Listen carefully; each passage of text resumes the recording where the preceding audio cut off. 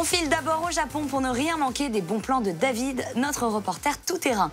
Aujourd'hui, il nous emmène à l'Ultraman Heroes Expo, un événement qui revient pour une 3e édition au Tokyo Dome. Et on revient ensuite en France pour un débrief des dernières actus du moment. C'est parti pour les news.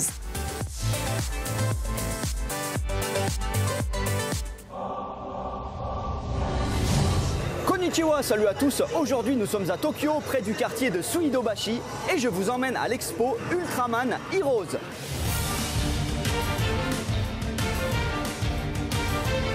Nous sommes plus précisément à l'intérieur du centre Tokyo Dome City, et Ultraman, c'est une série télévisée qui a démarré en 1966.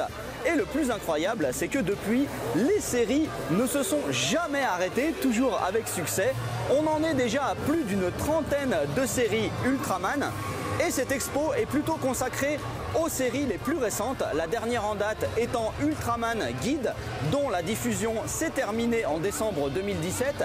Mais il y a un film qui sort en mars 2018. Le principe, lui, est toujours le même.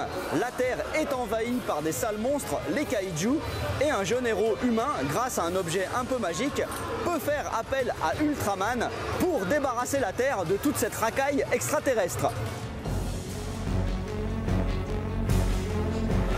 Comme l'ambiance est très familiale ici, il y a des jeux pour les enfants, le plus sportif étant celui-ci.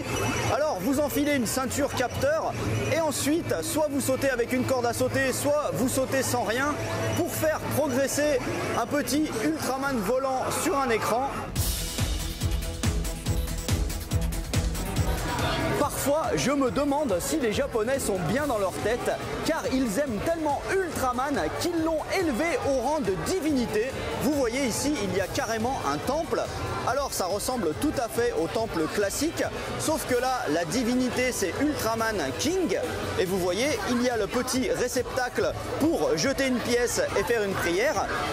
Et on peut également remplir les fameuses EMA, ces plaquettes en bois sur lesquelles on écrit un vœu pour qu'il se réalise. Sauf que là, évidemment, toutes les EMA sont aux couleurs d'Ultraman. La zone de merchandising est assez démente, il y a des milliers d'objets, il y a même du champagne Ultraman, mais bon bien sûr c'est sans alcool car c'est pour les enfants. Mais moi ce qui me plaît le plus cette année ce sont les vêtements Ultraman, car ils se sont vraiment diversifiés, il y en a dans tous les styles et certains sont même plutôt élégants et d'autres bien marrants, notamment ces superbes vestes à l'effigie des kaiju, les monstres. Et en fait, on reconnaît chaque monstre précisément au niveau de la capuche. Voilà, c'était sympa, mais si vous voulez faire une expo Ultraman à Tokyo, ne faites pas comme moi, ne venez pas un jour férié, car en matière d'affluence, c'est un peu l'enfer. Allez, à plus, bien, né.